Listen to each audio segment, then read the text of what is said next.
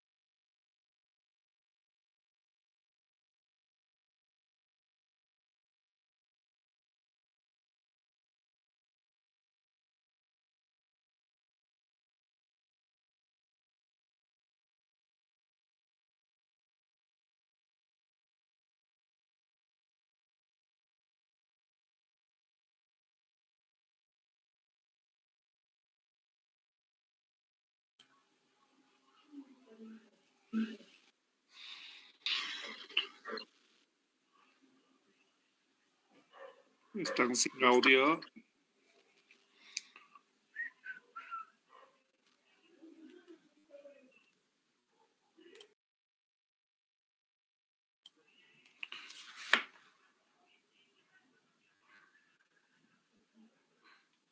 Audio del expositor, por favor.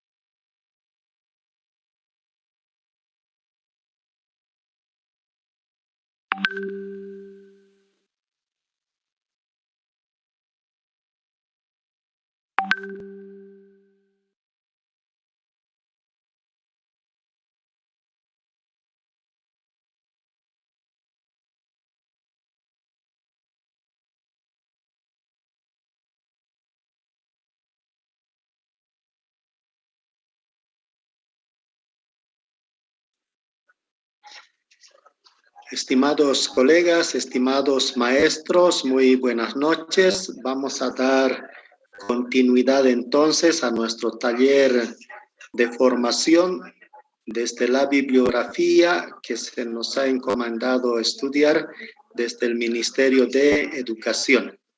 Esta noche vamos a estar en la primera parte con el profesor Marcus, con el libro El Credo Falsificado de Dessner, ¿no? Que nos habla de lo que son términos y conceptos muy importantes en lo que es el tema de nuestra iglesia, sobre todo católica, la confesión, la penitencia y la indulgencia, pero desde un punto de vista desde el autor. Entonces el profesor Marcus va a socializar con ustedes esta temática desde el pensamiento del autor. Entonces, los análisis que posteriormente podríamos recuperar sobre el pensamiento de este autor, lo podríamos hacer.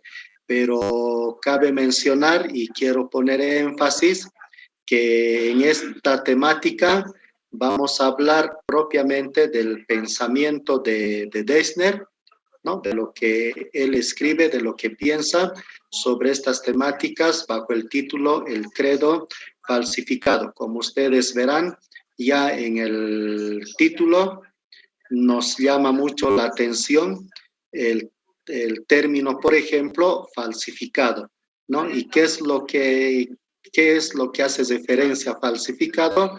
El credo. Entonces, el credo falsificado tiene una connotación quizás no muy adecuada a la espiritualidad, sobre todo católica, de nosotros los cristianos, pero este es el pensamiento del autor. Posteriormente, quizás después de la charla, si algún profesor tiene algún punto de vista desde su confesionalidad cristiana, lo podría hacer, pero en primer término, les repito, vamos a hablar desde el esquema mental de Deichner. Entonces les dejo con el profesor Marcus y luego tendremos ya la otra ponencia. Entonces la primera parte se va a explicar, luego damos paso a las preguntas y luego ya con nuestro otro libro dentro de la bibliografía. Bien, estimados, entonces sin más preámbulos, les dejo con el profesor Marcos. Profe, adelante.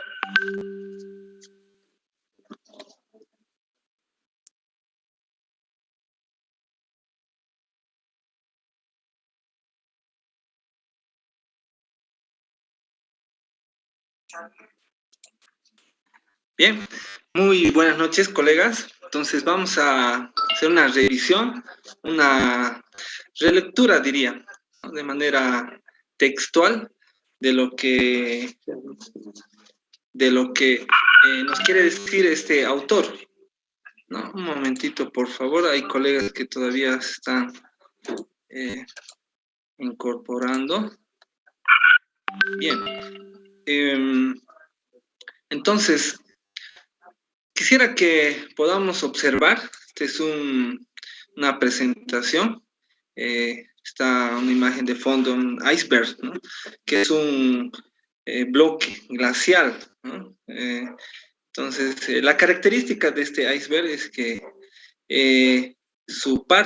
la parte más grande se encuentra sumergida, ¿no? Y la parte más pequeña está en la superficie.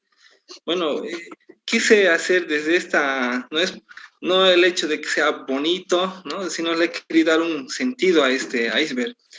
El autor, que es Karl Deichner, poco se podría decir desde este libro, El Credo Falsificado, hace un análisis crítico a la historia de la Iglesia Católica y muestra, como se ve en el iceberg, pues, digamos, la parte oscura, para él la parte nefasta de la historia de la Iglesia, ¿no? Es el lado oscuro. Entonces, más o menos, él identifica diferentes situaciones, incluso algún dogma, como el dogma de la confesión, ¿no? El dogma de confesión hace bastante crítica, ¿no? Entonces, quisiera introducir, permítame, colegas, este libro, ¿no? En la bibliografía, no es todo el texto que va a tomar, son subtemas, ¿no?, en la bibliografía del examen, son la confesión, la penitencia, voy a utilizar tengo un lapicito, la confesión, la penitencia y la indulgencia. Entonces, es esta partecita del libro de Deichner, del libro falsificado, que va a entrar en el examen de ascenso, ¿no? Entonces, para entrar en contexto, más o menos entender lo que Deichner hace una crítica a esta parte de la historia, ¿no?, precisamente de la Edad Media, entre los siglos X y XV. Entonces, vamos a ver este videito para recordar, quizás lo han debido ver en algún taller o en la formación.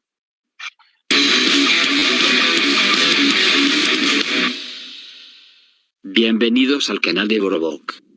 En esta ocasión haremos un ranking de las peores atrocidades cometidas por la Iglesia Católica a través de la historia. Es bastante penoso tener que hacer un top como este, pues se supone que una institución religiosa debería estar al servicio de la humanidad, y no aprovecharse de ella para sus deseos egoístas. En mi opinión personal, creo que esta iglesia es una de las peores catástrofes que le ha tocado sufrir a nuestra sociedad. Pienso que ya no debería existir, al igual que otras congregaciones y credos. Afortunadamente, cada vez hay menos personas creyentes. Excepcionalmente, no haremos un conteo, pues considero que no hay una peor que la otra. Todas son igualmente atroces. Bueno, vamos con este lamentable ranking. La Santa Inquisición. Este término se refiere a las instituciones eclesiásticas que suprimían la herejía a partir de la Edad Media hasta 1800, o sea casi 7 siglos de persecución a personas señaladas como brujas, homosexuales, herejes, blasfemos, vagos, borrachos desobedientes y hasta animales. Los juicios dictados por la Santa Iglesia incluían acarreos, vejaciones, torturas y la humillación pública para después quemar el cuerpo al martirizado. Los métodos y objetos de tortura eran diversos dependiendo del caso, pero los más sobresalientes eran la dama de hierro, que no era más que un ataúd lleno de clavos, que se enterraban en el cuerpo al cerrarlo, y la cuna de Judas, que era una pirámide puntiaguda de hierro o madera, donde se dejaba caer a la víctima sentada. La cacería de brujas. Alrededor de 100.000 personas fueron bestialmente asesinadas entre el siglo XVI y XVIII por la Iglesia Católica, quien orquestó una de las más espantosas masacres de la historia mediante la persecución y tortura principalmente a mujeres señaladas por practicar brujería, bajo la doctrina de que habían sido procreados por Satanás.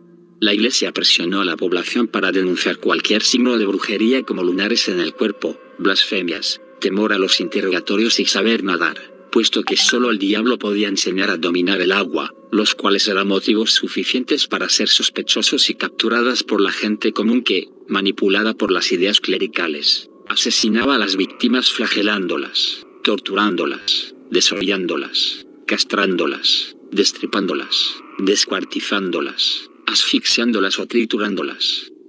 Las cruzadas. Estas campañas militares orquestadas desde el Vaticano tuvieron como objetivo restablecer el control cristiano sobre Tierra Santa entre el siglo XI y XIII, aunque algunas se prolongaron hasta el siglo XV en España y el oriente de Europa. Fue una intensa persecución infame que duró más de 200 años y se cobró la vida de miles de seres humanos, musulmanes primordialmente, pero también judíos, rusos, eslavos, paganos, mongoles, cristianos ortodoxos griegos, prusianos, cátaros y en general todo aquel considerado infiel por no practicar el cristianismo y oponerse a los mandatos del Papa.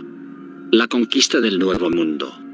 La evangelización del Nuevo Mundo, entre comillas, estuvo plagada de abusos y atrocidades. La imposición de la religión católica en América implicó la destrucción del legado cultural y religioso de las culturas prehispánicas. Los indios eran considerados en muchos casos herejes por su natural cosmovisión y, junto con los conquistadores, la Iglesia Católica solapó y en algunos casos fue parte del maltrato y asesinato de innumerable cantidad de personas que se rehusaban a adoptar las nuevas costumbres extranjeras. Los Legionarios de Cristo.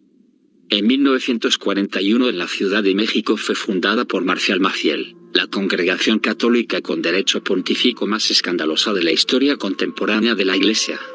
En 2006 su fundador fue removido por el Papa Benedicto XVI, sin razones específicas, pero en 2009 los superiores de la Legión reconocieron en un comunicado público que su fundador, Marcial Maciel, había incurrido en actos inmorales como abusos sexuales a seminaristas y menores de edad, relaciones estables con mujeres, con las que procreó hijos de los que también abusó, así como fraude, extorsión y drogadicción.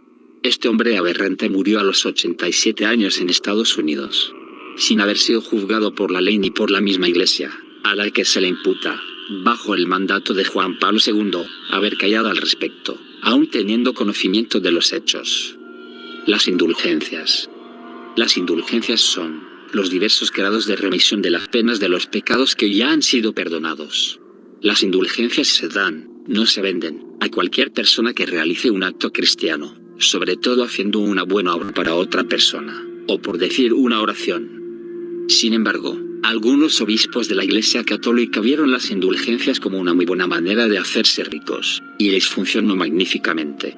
Amenazar a una persona ignorante con el fuego eterno, y él te dará un poco de dinero para sentirse seguro de nuevo. Se puso ridículamente fuera de control desde aproximadamente el año 500, hasta que Martín Lutero habló en contra de ellas en su tesis 95, en 1517. Uno de los más notorios abusadores de esta práctica fue un hombre llamado Johann Tetzel, a quien se atribuye esta infame frase: tan pronto como una moneda suena en el cofre, un alma sale del purgatorio. La matanza de científicos. Bien, colegas, entonces con esto he querido mostrarles lo que Teichner, bien minuciosamente, yo diría con lupa, en el libro El credo falsificado, va haciendo observación y es muy duro, ¿no? Es muy crítico, pero sí él se va a fundamentar, ¿no?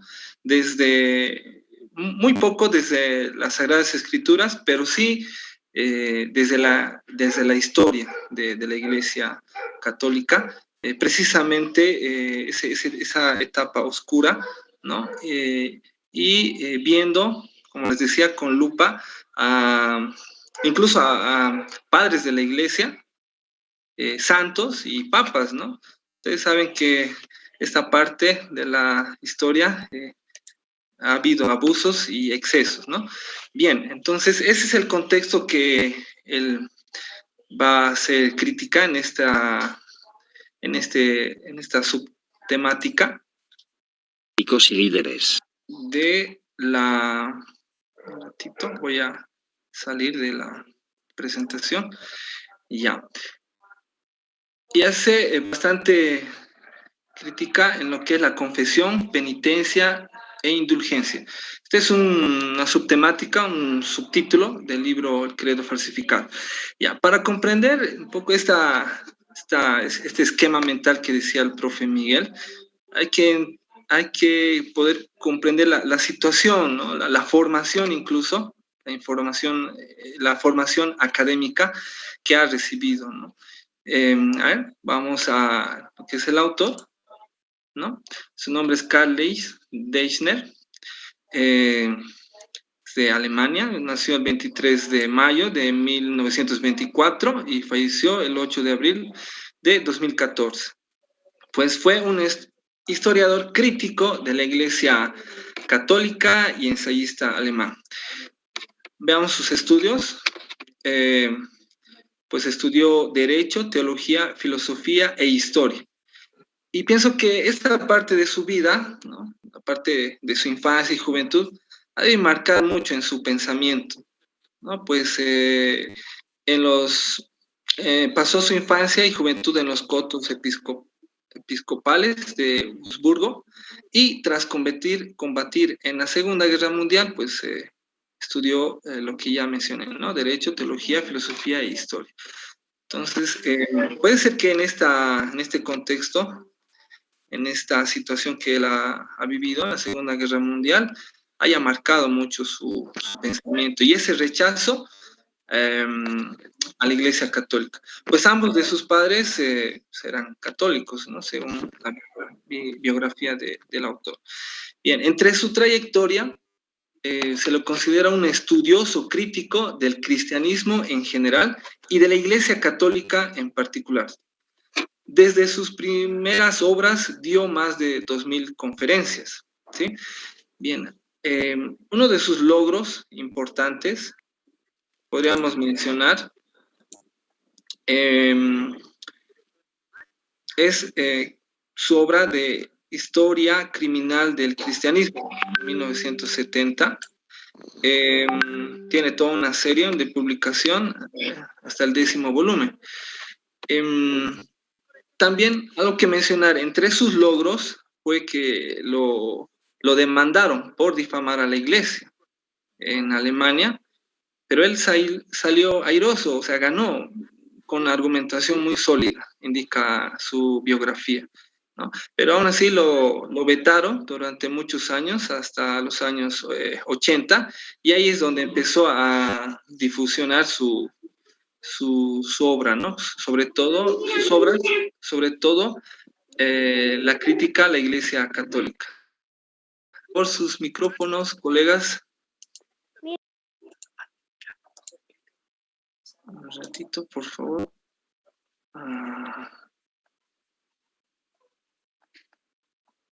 Ya. Bien.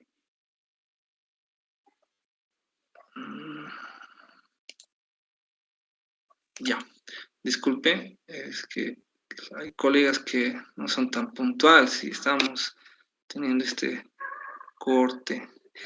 Bien, entonces eso es lo más resaltante de este autor, ¿no? Bien, ahora vámonos a lo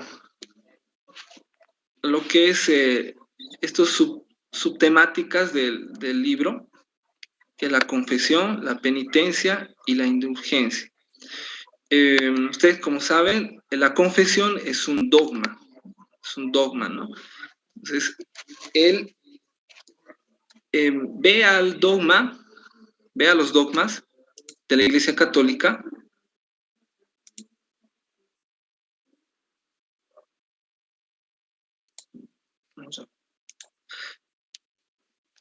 sí, según Deissner, es la naturaleza o institución de los dogmas católicos, que es una invención del conocimiento humano, que no fue instituido por Jesucristo.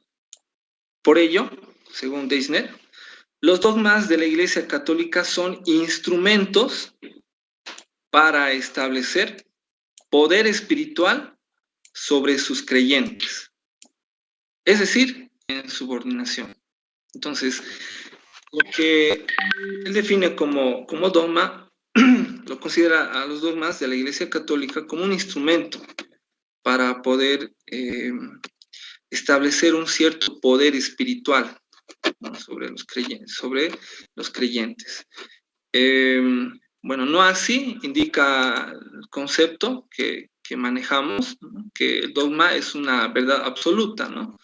Los dogmas tienen esta característica, porque los católicos confían en que un dogma es una verdad que contiene implícita o explícitamente la inmutable revelación divina. Ahí está, la revelación divina. Entonces, aquí hay una diferencia, ¿no? Para Deissner es una invención, los dogmas, una invención del conocimiento humano, ¿no? Se podría decir toda la epistemología, toda la fundamentación que maneja, ¿no? A través de las encíclicas y los concilios, es una revelación divina. Todo esto que son los dogmas de la Iglesia Católica. Entonces, esa es la lectura que tiene Deissner sobre los dogmas. Y bueno, aquí hay algo también específico que podemos mencionar de los dogmas, es que la confesión sacramental de los pecados está prescripta por derecho divino y es necesaria para la salvación.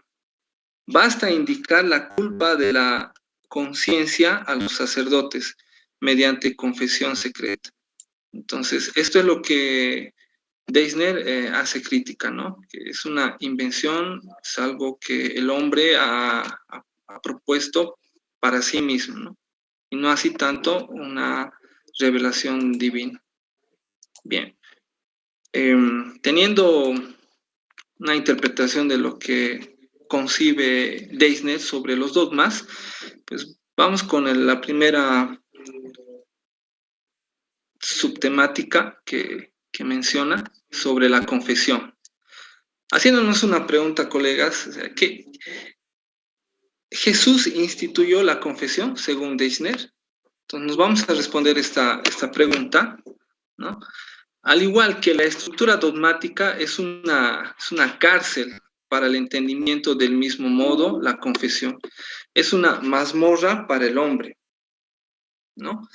Esa es la fundamentación que sostiene en el texto, es de un jesuita, Alighiero Tondi, ¿no? Que es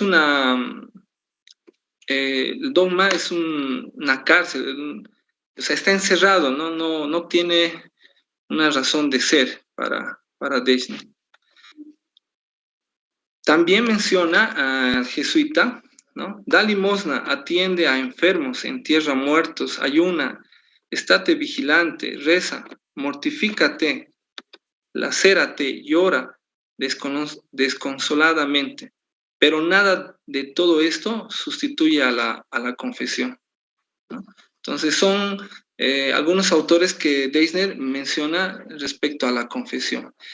Ya, en el texto, pues permítame leerles, menciona sobre la confesión también que y dejan la huella de cura, no son gente que se preocupan del alma, o sea, se refiere a los sacerdotes, ¿no? A la Iglesia Católica. No se preocupan del alma, sino gente que crean problema al alma. Dejan las huellas de sus dedos en la conciencia. Se ve enseguida que la conciencia de los creyentes es también producto de los párrocos. ¿Se dan cuenta? Es una manipulación. Él concibe como una manipulación de la Iglesia Católica a través de los curas, de los párrocos, ¿no? Desde hace muchas generaciones. Ellos son Dios, es lo que dice Deissner. Ellos son la conciencia, de la que siempre habla más y mejor. Quienes no la tienen, los desconcienciados. Ellos necesitan oyentes, o sea, se refiere a los sacerdotes, ¿no? Ellos necesitan súbditos. Si quieres confesarte de verdad, sostienen ellos, tu confesión siempre es válida, aun cuando en la confusión hubieras dicho todo al revés. Todo puede estar trastocado, y está, ¿cómo no? Pero lo importante es que se vaya a confesar, y con una intención honesta, que es lo que le sirve al clero, ¿no? Entonces, ahí vemos que más o menos la Iglesia Católica, a través de los párrocos, de los curas, quieren ejercer un control, ¿no? Un control sobre la conciencia de los creyentes. Y es por medio de la confesión que se logra ese objetivo, ese propósito. Bien, voy a mencionar dos argumentaciones, ¿no? Deissner mantiene que Jesús en ningún momento de toda su vida pública y en las Sagradas Escrituras menciona que hay que confesarse, ¿no? Entonces, he podido identificar dos argumentaciones para Deissner muy sólidas, en el cual no es tal, ¿no? Que Jesús haya instituido la confesión. Primero quiero mencionar esta interpretación bíblica, ¿no? Con seguridad también en el dogma de la confesión se refiere a esta parte. Voy a marcar con mi lapicito, por favor.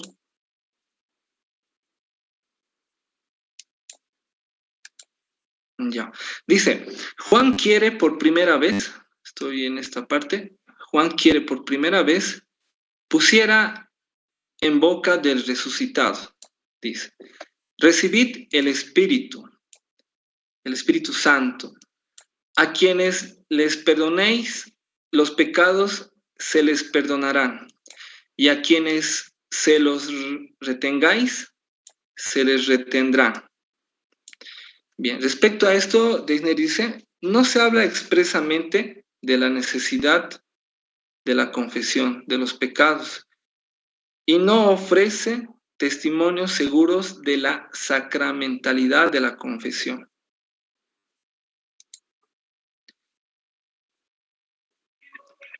Definición de la Iglesia Católica en el Concilio Vaticano II, según la cual la Iglesia es en Cristo como un sacramento, o sea, signo e instrumento de la unión íntima con Dios y de la unidad de todo el género humano. Eso es lo que el Concilio Vaticano menciona respecto a este dogma, ¿no? Entonces, como aquí menciona, no es que Jesús dijo que debemos confesarnos, ¿no? Entonces, es esa la premisa que mantiene Deichner, ¿no? Y también los reformadores niegan que Jesús instituyera la confesión. Es textual que él mantiene.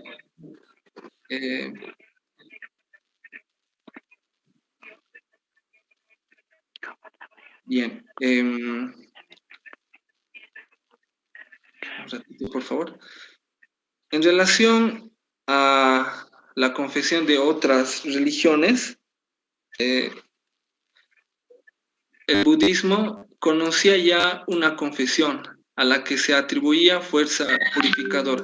Quizás posiblemente entre esta definición que Deichner hace, ¿no?, en el examen de ascenso, tal vez del jainismo, que es una religión de la India, bueno, en el culto de Anaitis, en donde los penitentes arrepentidos se arrojaban al suelo en el templo ante las amenazas de los sacerdotes, golpeaban la puerta sagrada con la cabeza, suplicaban a los puros con besos y hacía peregrinaciones.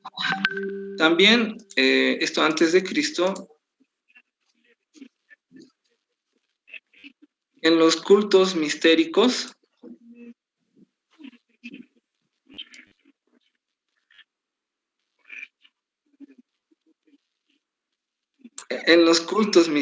se confesaba al sacerdote, ¿no? Entonces esto como un precedente, colegas, menciona Deichner, o sea, ¿de dónde salió esto de la confesión? Es lo que argumentan, ¿no?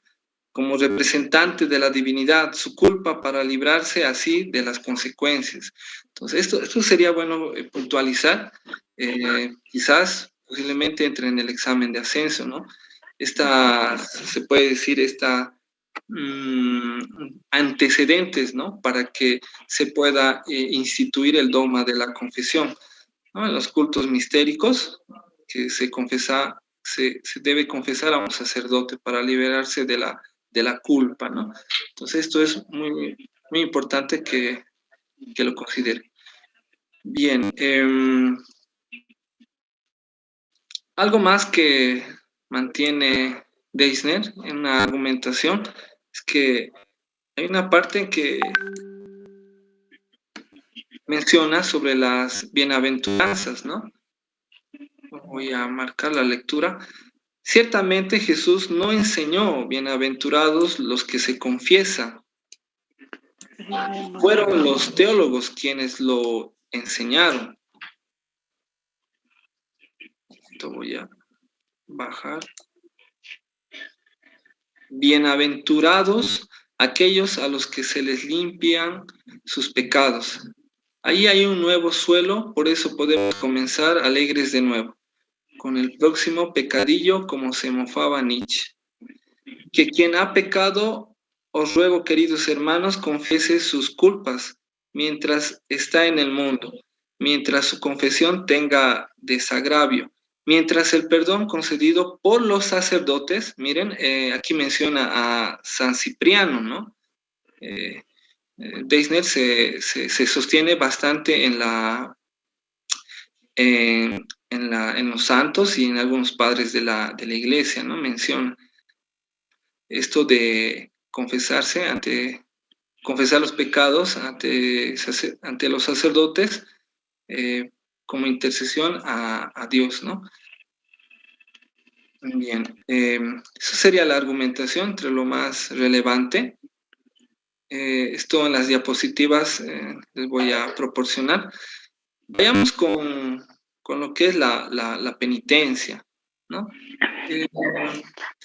En esta parte más o menos se formulaba esta pregunta: ¿qué es la penitencia para Deichner, ¿no? Toma a Clemente Romano en el siglo II, voy a marcar.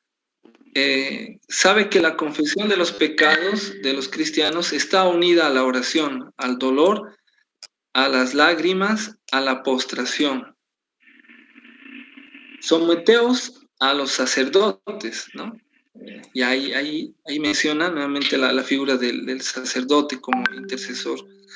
100 años más tarde, ordena Tertuliano a los malhechores: vestiros de saco y ceniza para desfigurar el cuerpo con el abandono de la limpieza, sumergir el espíritu en la tristeza, suspirar, llorar, suplicar día y noche al Señor, postraos ante los sacerdotes, nuevamente ahí, abrazad las rodillas de los preferidos de Dios.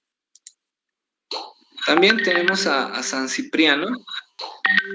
Por eso se hace urgente ahora el rezar y rogar, el vivir en aflicción, el pasar en vela llorando las noches, el lamentarse incesantemente con lágrimas en los ojos, el postrarse en el suelo.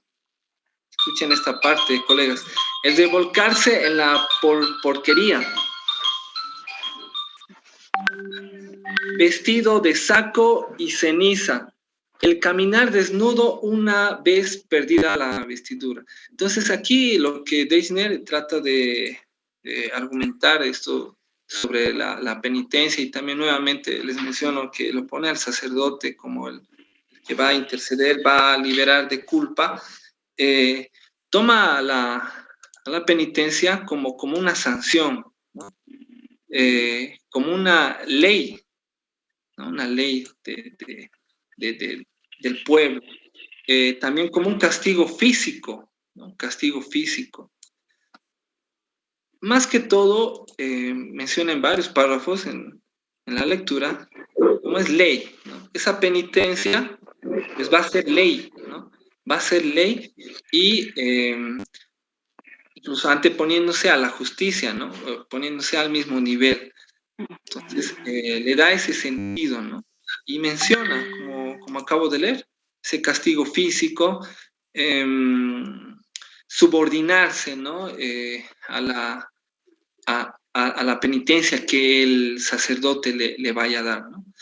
Pero es bien interesante, ¿no? También Deichner, o sea, que haya penitencia, dice, ¿no? Penitencia para el pueblo, pero a la vez él ha identificado algunas licencias eclesiales, es decir, que estas penitencias no se cumplen, no es para los sacerdotes, para los curas, para el obispo.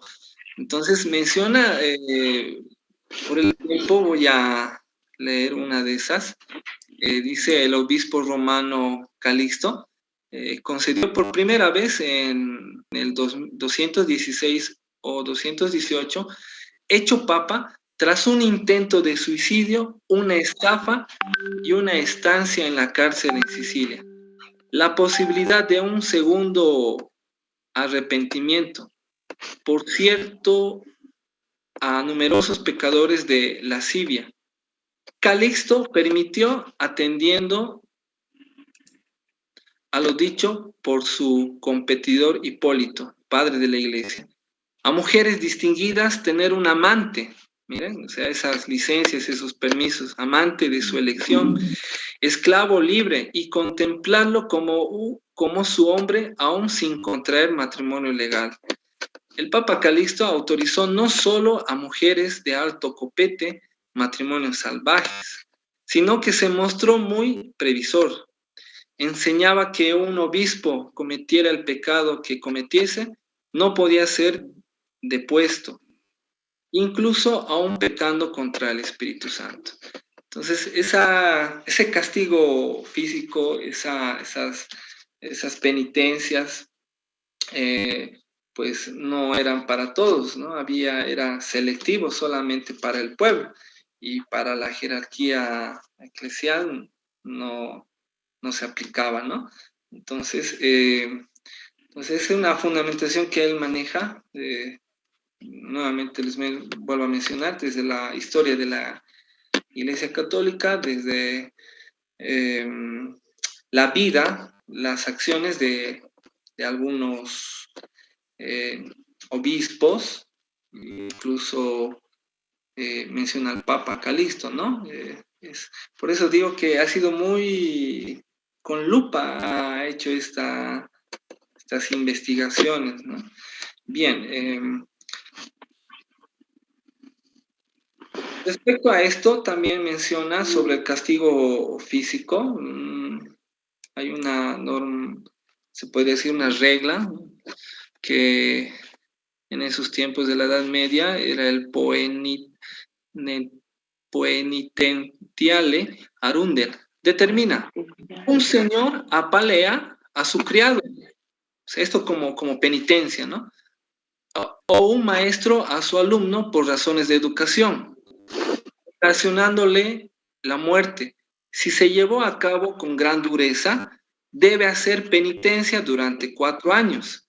Si se le golpeó moderadamente hasta matarle, entonces 3 años, ¿no? Otro libro de penitencia, análogo, Sínodos Eclesiales, ordenaba: golpea a una señora a su muchacha de manera, esta muere dentro de los 3 días siguientes. Debe ayunar 7 años si lo ha hecho intencionalmente, 5 años si ha ocurrido casualmente. Entonces, miren, estas penitencias, pues, se les daba a título de ley, ¿no? Bien, respecto a eso, a la penitencia, ya concluyendo esta lectura de Deichner, vamos a hablar sobre la indulgencia, pero antes me gustaría compartirles este videíto, dura 3 minutos, sobre las indulgencias papales, ¿no? Que han sido abusos, excesos por parte de la jerarquía eclesial católica. Las indulgencias llegan al extremo a fin del siglo XV, principio del siglo XVI, cuando sobre todo el Papa Julio II quiere desarrollar y crear un gran edificio, lo que se va a llamar la Basílica de San Pedro. Para esa gran edificación se necesitaba muchísimo dinero. Entonces tú vienes, pagas una cifra determinada y de esta manera tus pecados serán más o menos disminuidos. Ci sono migliaia di cause di beatificazione, c'è un ministero apposta che si occupa soltanto di questo, che fattura centinaia di migliaia di euro tutti gli anni grazie a questo incredibile business. El Papa Francisco no quiere solo ser bueno, sino que se vea que es bueno. Que nadie piense que en el entregar una limosna a cambio de una bendición haya una especie de negocio, una especie de especulación como la que condenó Lutero hablando de las indulgencias, de la gente que daba limosnas a cambio de indulgencias. El Papa no quiere que se pague ni por sacramentos ni por bendiciones. Que no haya nadie que no se acerque a la Iglesia Católica porque piense que no tiene dinero. Que no haya nadie que piense que tiene que comprar la fe católica, que tiene que pagar para bautizar a su hijo o que tiene que pagar para tener una bendición del Papa. El mismo mensaje que sale en el Evangelio. Jesucristo lo decía: esto lo recibisteis gratis, hay que darlo gratis. La forma recaudatoria de la Iglesia Católica no solo se encontraría dentro de los sacramentos. ¿Qué dice la Biblia sobre el celibato y por qué esta condición es considerada por muchos especialistas como una hábil estrategia para engrosar su poderío económico? En los primeros siglos, en los monasterios, las órdenes religiosas establecieron votos de castidad, pero el clero secular, el clero que vivía en el mundo, para este clero el celibato era optativo. En realidad, este celibato se vuelve obligatorio hacia el siglo XI. Timoteo lo dice muy claro. Los obispos pueden ser casados, el cura puede ser casado. Es más, se está violando el mandato de la divinidad cuando en el Génesis dice: no es bueno que el hombre esté solo. La Iglesia, garantizándose el celibato del clero, garantiza también que las propiedades que pueda adquirir un sacerdote o un cura, ¿verdad?, van a pasar no a una propiedad individual, sino a la corporación, ¿no? Es decir, van a pasar a la Iglesia y de esa manera la Iglesia va a ir incrementando su patrimonio. Eso fue problemas económicos. Cuando se dieron cuenta, es una estupidez, que los hijos de los sacerdotes podrían heredar 4 ladrillos de la iglesia. ¿Cómo se llegó entonces a la etapa moderna de los estados pontificios? Vaticano es el nombre de una de las 7 colinas tradicionales de Roma. El Estado del Vaticano nace recién en 1929 en el concordato que va a tener el Papa Pío XI con el régimen de Mussolini. El 11 de febrero de 1929 se firman los Pactos de Letrán. Estos fueron una serie de acuerdos entre la Santa Sede y el gobierno de Mussolini. Mussolini hace algo muy astuto, que es el concordato de Letrán, ¿no? Que es ni más ni menos que resolver un viejo pleito que existía en Italia desde la época de la unidad italiana que se produce en 1870, donde el Estado Vaticano queda dentro del Estado italiano. ¿Cuáles fueron concretamente los beneficios que consigue la Iglesia con estos tratados firmados con Mussolini? Le permiten a la Iglesia crear un Estado autónomo, un país, digamos, separado del Estado italiano, que será el Estado Vaticano. Hay un resarcimiento económico muy importante por esos largos años del 70 al 29 de estar sometido al gobierno italiano, y a cambio de lo cual la Iglesia concede a Mussolini el apoyo político, que los sacerdotes no se puedan meter en política, y Mussolini decide quiénes van a ser los obispos de cada una de las regiones de Italia y, por supuesto, el de Roma también, ¿no? A partir de estos pactos, se da inicio a la etapa moderna de los estados pontificios. Diversas prácticas y situaciones habrían ayudado a acrecentar la fortuna año tras año, siglo tras siglo. No se trata solo de bienes materiales como propiedades, oro e inversiones en todo el mundo, sino que también empieza a ser un incalculable valor cultural. De alguna manera, las arcas del Vaticano fueron llenándose hasta convertirse en la institución multimillonaria que es hoy en día.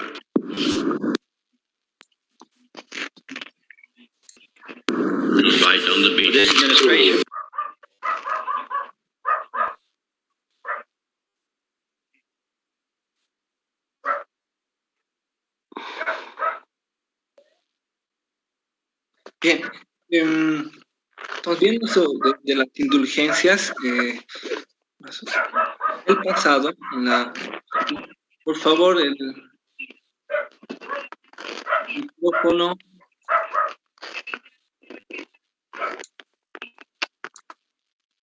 Ya.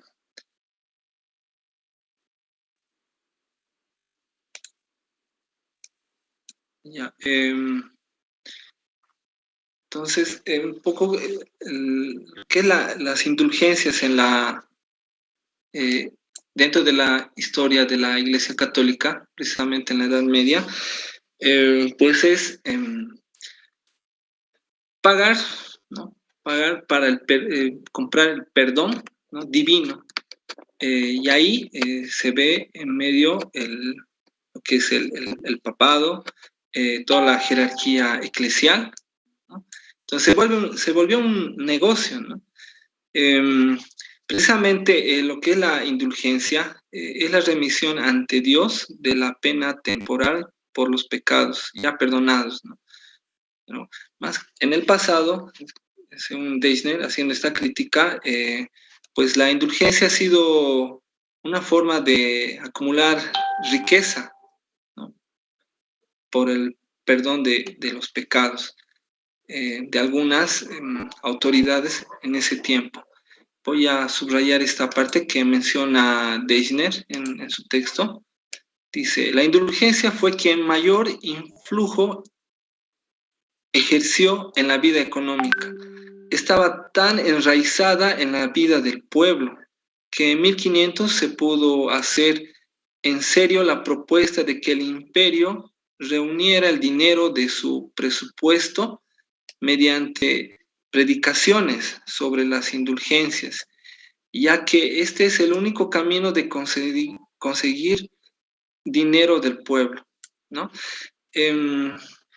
Lo que Deisner concluye respecto a esto es que estas indulgencias, estos perdonazos, se podría decir, de actos inmorales, es el papado y toda la jerarquía de la Iglesia Católica lo utilizó para, más que todo, para favorecerse económicamente, ¿no?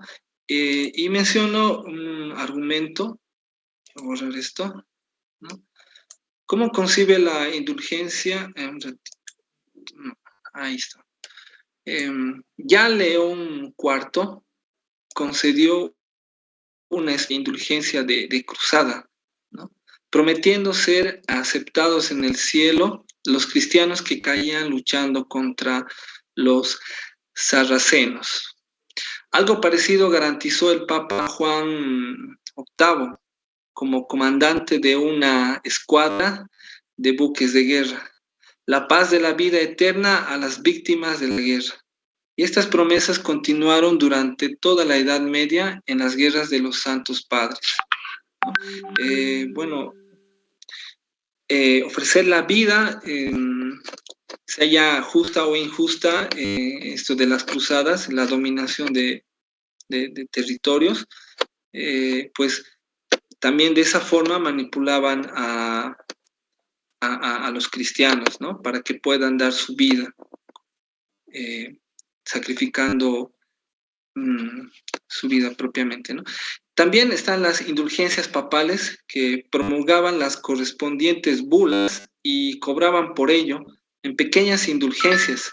Se quedaban con la tasa por el libramiento, pero el ingreso gordo iba a parar a la iglesia o entidad agraciada.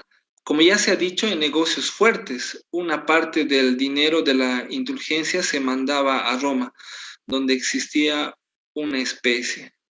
¿Qué son las bulas? Vamos a lo que dice respecto a esto Deissner. La bula es un documento pontificio expedido por el Papa o por la Cancillería Apostólica, donde se trata de materias relacionadas con la fe, concesiones de gracias o privilegios. Ahí está, privilegios, así como asuntos judiciales o administrativos. La palabra como tal proviene del latín bulla, que significa burbuja. Entonces, las bulas papales, más que todo lo utilizaban para privilegios, ¿no? Podemos mencionar en cuanto a poder emitir alguna resolución para el dominio de algún territorio, ¿no? A favor de algún reinado o imperio, ¿no? Entonces, de esa forma es que influía a través de esos documentos para poder justificar las guerras, las guerras cruzadas, ¿no? Para beneficiar, otorgando terrenos, ¿no?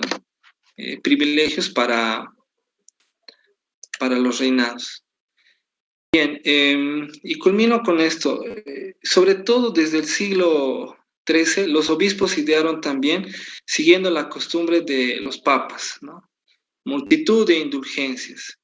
El prelado español, Ermengarda, ya en el siglo XI y con el visto bueno de su arzobispo, concedió indulgencias a todos los que dispensen, ¿no?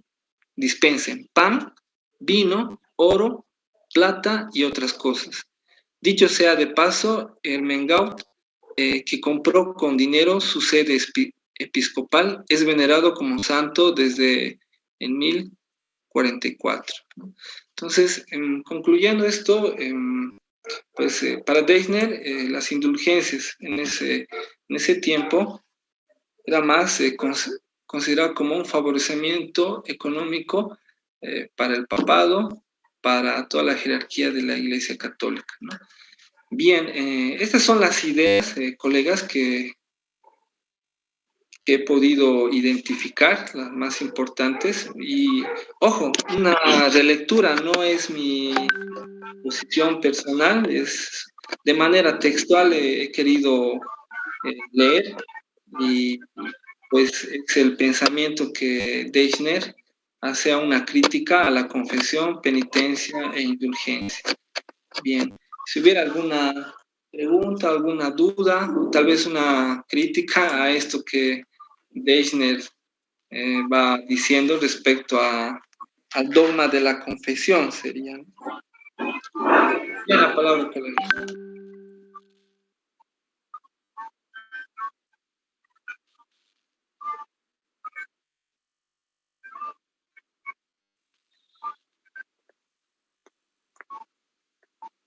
Bien, no habiendo otra pregunta. Licenciado.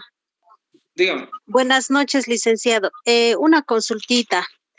El libro es de 136 páginas, si no me equivoco, y usted dijo que, o sea, ¿tenemos que leer todo o solamente unas partes? Porque no sé cómo está en la bibliografía, solamente yo entré al libro y estaba ya empezando a leer. Bueno, leí lo que es del siglo I, II, III, ¿no? En cuanto a las falsificaciones, pero usted dice que no hay que leer todo, no sé si entendí mal. Sí, en la bibliografía, en la cita de este texto, solo menciona la parte de confesión, penitencia, indulgencia. Es desde la página 92, creo que está hasta la página 3, estos 3 subtemas que menciona el autor, de confesión, penitencia, indulgencia, son como 15 páginas, ¿no? Solamente esa partecita va a entrar en el examen de ascenso. Ya, licenciado, y disculpe otra consulta. Usted habló del budismo, jainismo y de los cultos mistéricos, ¿verdad? Mistéricos. Voy a hablarlo. Otras. Licenciado, buenas noches. Licenciado, ¿me está escuchando? ¿O? Sí, le escucho, siga. Ya, licenciado, le decía, ¿no? ¿Qué otras posibles Hola, buenas noches. podría haber? Y otra cosita, quiero ¿a qué se preguntarle refiere con si todo lo que ha hecho lo ha hecho muy bien, explicación, me parece que es todo, ¿no? Del libro, lo que nos está dando. No, es solamente de esa partecita, profe, solamente esa parte. Profe, le voy a responder, a ver, de todo esto, quizás posiblemente entre la idea que tiene Deichner de dogma, ¿no? Entonces, estoy resaltando esta partecita, ¿sí? De dogma, ¿no? Que es una invención del conocimiento humano. Sí. Que no fue instituido por Jesucristo, ¿no? Bueno, esa parte de la confesión, como decía, ¿no? Sobre antecedentes de confesar ante una persona, puede ser que también entre. Un ratito, estoy buscando esa parte.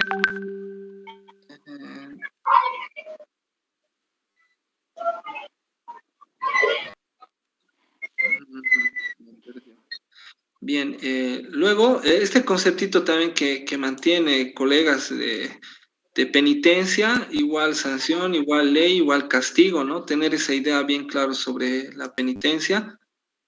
De indulgencia, que también lo hacía, ¿no? Como una idea clara, que la indulgencia lo concibe como un favorecimiento económico, ¿no?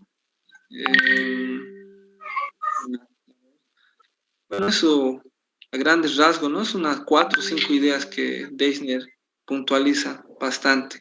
¿Alguna otra pregunta para dar paso al siguiente?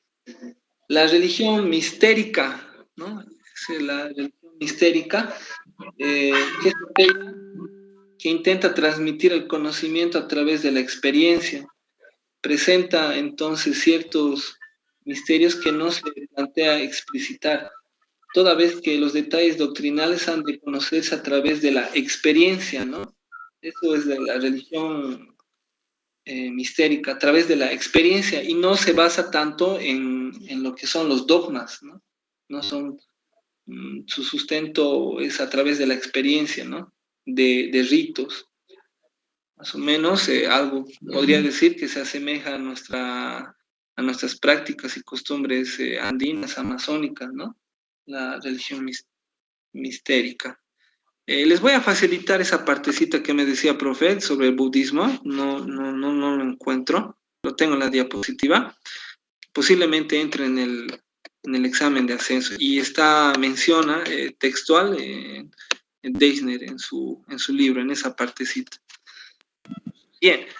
Si no hay otra pregunta más, vamos a dar paso a... Dicen, disculpe, bueno, como Sí, ayer pedí por favor, como es un poquito complicado la comprensión de estos contenidos, les pedía, ¿no? Si podrían hacer unos bancos de preguntas sobre estos temas y facilitarnos, ¿no? De qué manera nos va a apoyar para poder repasar. Les rogaría mucho, Lice. Sí. Bueno, no sé si se enteraron, colegas, el 19 la nueva fecha para el examen de ascenso. Sí, les vamos a hacer llegar, estamos elaborando esas 10 preguntitas de cada libro. Denos hasta el día domingo, a más tardar, les vamos a facilitar. Y además, ya les decía, hemos conseguido una evaluación del examen de ascenso del año pasado, y les va a servir mucho para la normativa general y específica, ¿no? Gracias, Lice.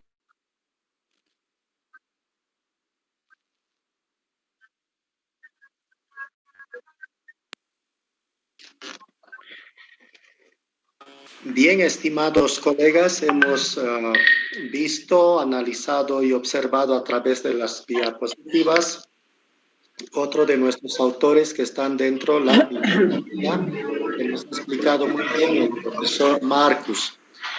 Ahora vamos a introducir a otra temática importante que nos subraya en la bibliografía, que titula este libro La espiritualidad y la cosmovisión del mundo guaraní, ¿no? Del autor David Galeano Olivera. Esta es una presentación bajo los escritos de este autor. Muy interesante.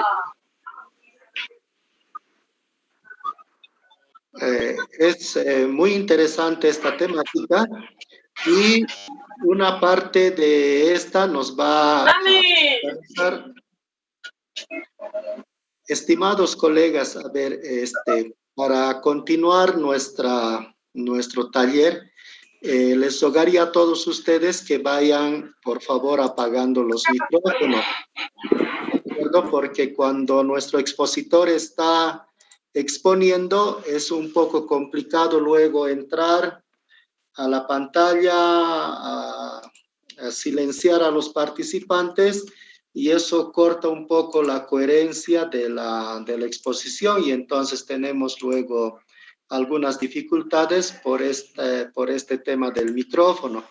Entonces, por favor, colegas, habiliten por favor el micrófono una vez que termine de exponer nuestro expositor para algunas preguntas si hubiera, ¿de acuerdo?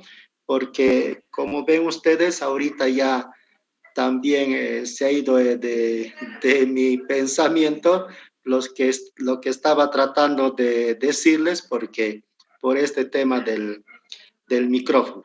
Entonces ahora nos va a presentar la profesora Kelly Rodríguez, también maestra de valores, espiritualidad y religiones, que trabaja en la Churra Tarija.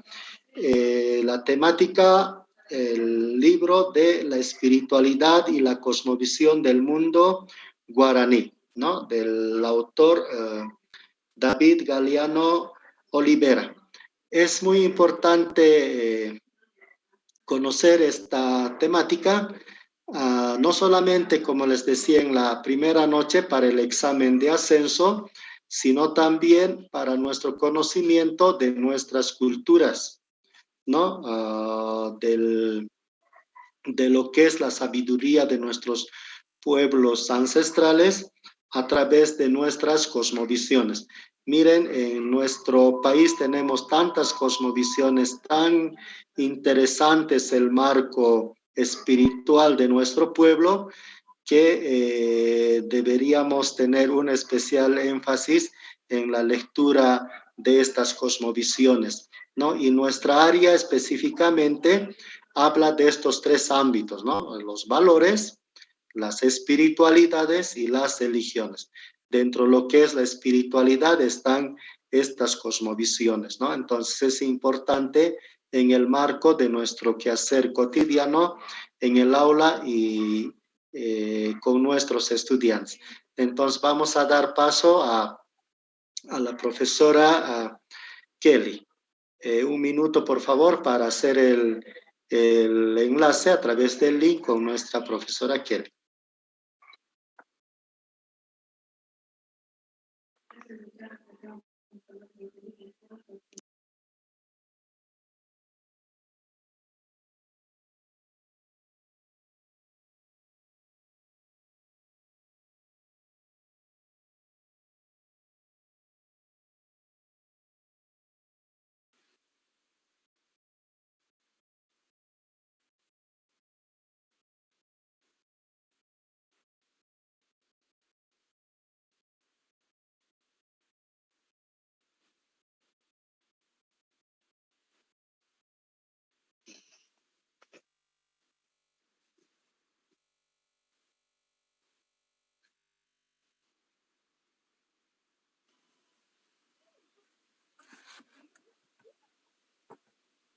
Buenas noches, colegas.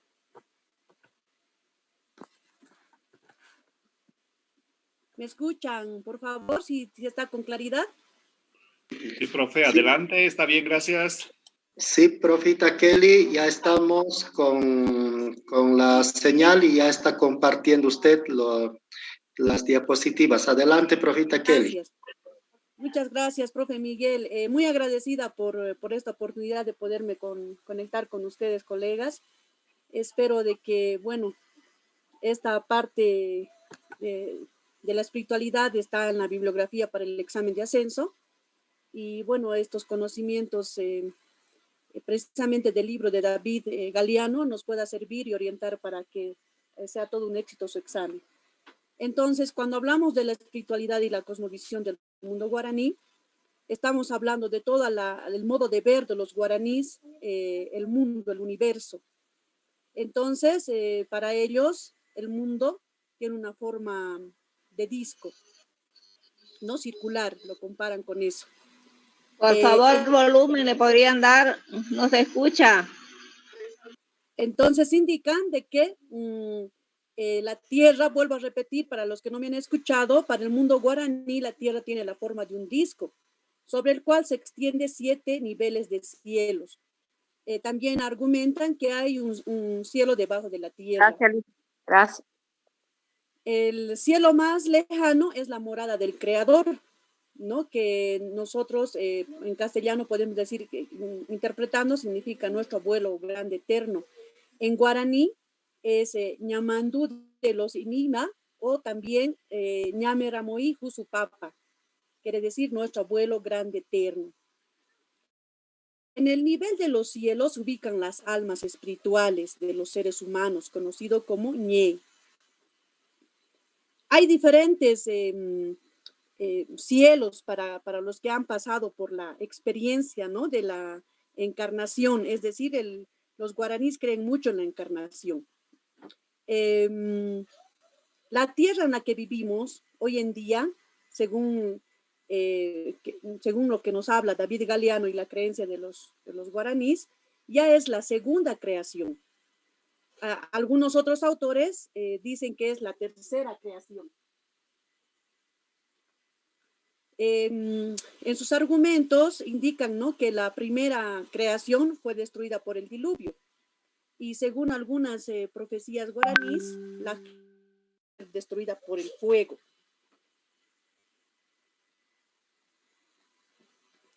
Entonces, como el mundo guaraní realmente es una cultura riquísima, ¿no? Y obviamente que no muchos autores han escrito también